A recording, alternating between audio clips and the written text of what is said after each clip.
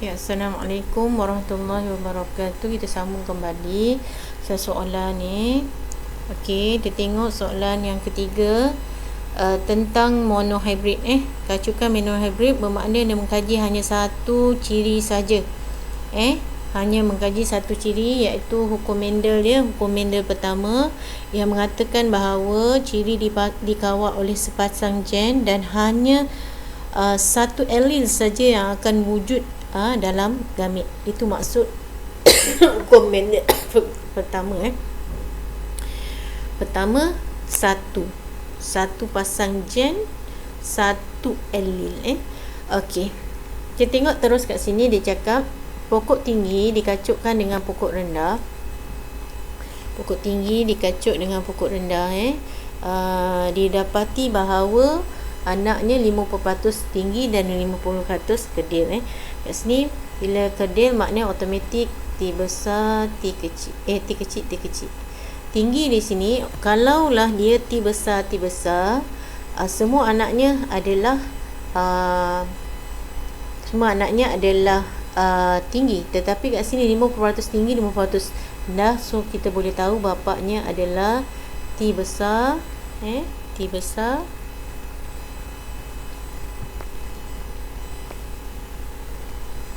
T besar, T kecil. Okey, maka dia dapatlah anaknya T besar, T kecil. Sini adalah T besar, T kecil, dan sini adalah T besar, T kecil. Okey,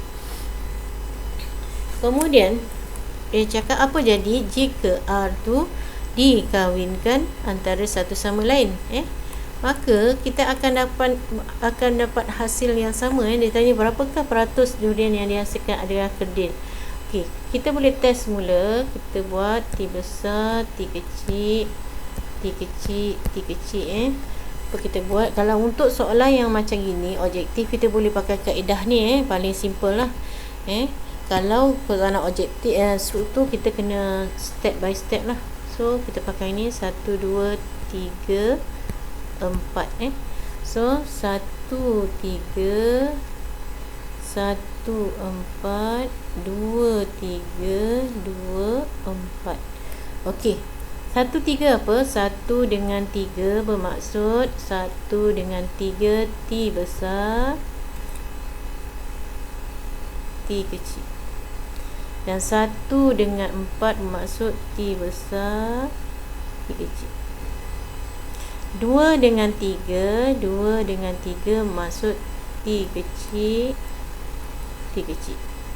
Manakala 2 dengan 4 adalah T kecil, T kecil. So kalau kita tengok nak tentukan fenotip ni, genotip. Ni yang huruf-huruf ni adalah genotip. Fenotip, face kita tengok huruf dulu. Okey, oleh kerana T kecil ni 2, dia automatik dia kedil. Dia kena ada 2 untuk nak tunjukkan sifat dia kedil.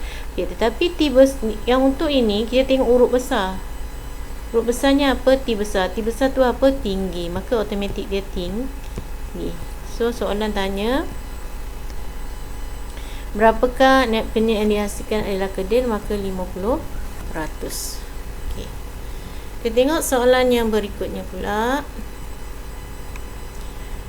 Apakah genotip anak dalam generasi F1 hasil kacukan monohybrid antara B besar dengan B besar, B kecil? Okey, macam mana kita nak buat? Sama juga kaedahnya, kita pakai 1, 2, 3, 4, 1, 3, 1, 4, 2, 3, 2, 4. Okey, maka kita buat, kita tulis je 1, 2, aku tak keluar ni, 2, 3, 4. So 1, 3, 1, 4, 2, 3, 2, 4. So kita akan dapat apa? 1, 3 B besar, B kecil, 1, 3, 1, 4 B besar, B kecil, 2, 3 B besar, B kecil, B besar, B kecil. So jawapannya semua genotip. Ingat genotip mana gen tu tak nampak, gen tu huruf. Maknanya semua ni 100% adalah B besar B kecil. Okey, senang aja soalan ni. Kita tengok pada soalan yang nombor 5 pula. Okey, dalam tumbuhan biji benih berwarna hijau dikawal oleh alel resesif. Dia tulis kat situ biji benih warna hijau dikawal oleh resesif. Automatik kita dah tahu kalau nak dapat hijau mestilah H kecil, H kecil. Sebab resesif nak tunjuk sifat dia mestilah huruf kecil. Sebatang pokok dengan biji berwarna hijau dikacukkan dengan sebatang pokok heterozigot. Kat sini hetero maknanya tak sama.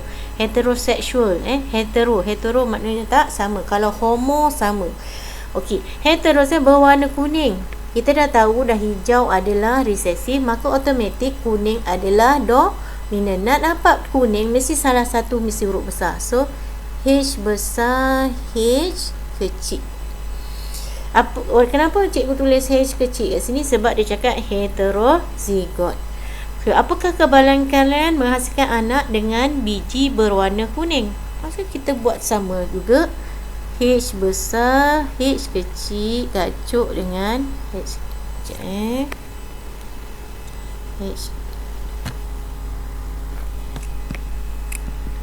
H kecil. Kenapa tiba-tiba tak boleh ni?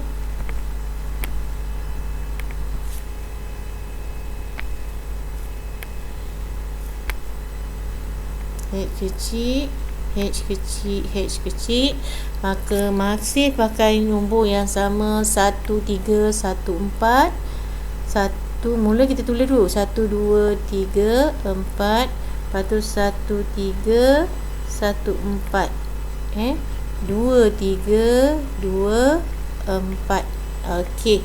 Sekarang cikgu tukar warna dia. 1, 3, H besar, H kecil. 1, 4, H besar, H kecil. 2, 3, H kecil, H kecil. 2, 4, H kecil, H kecil. Okey, dia nak apa? Berwarna kuning. Kalau warna kuning mesti ada huruf besar. So, ada berapa yang ada huruf besar? 2. Ni adalah kuning, ni adalah kuning, dan ni adalah hijau. Ni adalah hijau. So, berapa kuning? Kuning ada 2. Berapa anak total? 4 kali 100. Jadinya 50%. 50% bermakna 0.5. Okey, kita tengok pula ini adalah Punnett square. Punnett square ni adalah satu cara untuk kita nak tentukan genotip dengan menggunakan Punnett square ataupun segi empat sama segi empat sama Punnett square. Segi empat Punnett digunakan untuk menentukan generasi F1.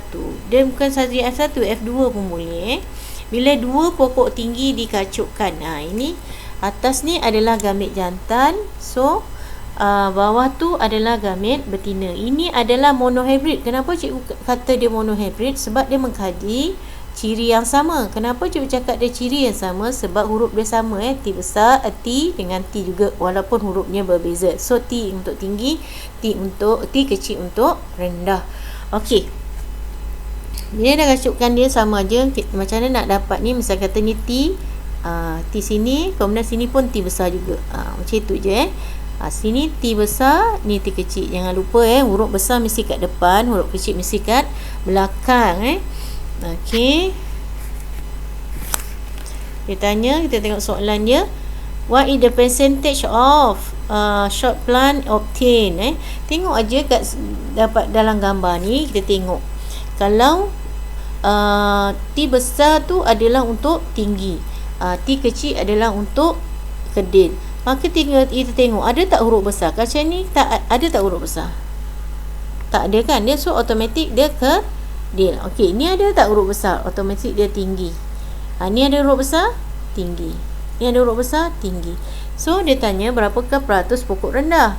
Kedil tu, so kedil ada 1, semua anak ada 4 kali 100. Dapat berapa? 25%. Okey. Senang je kan? Okey, kita tengok pula soalan yang berikutnya.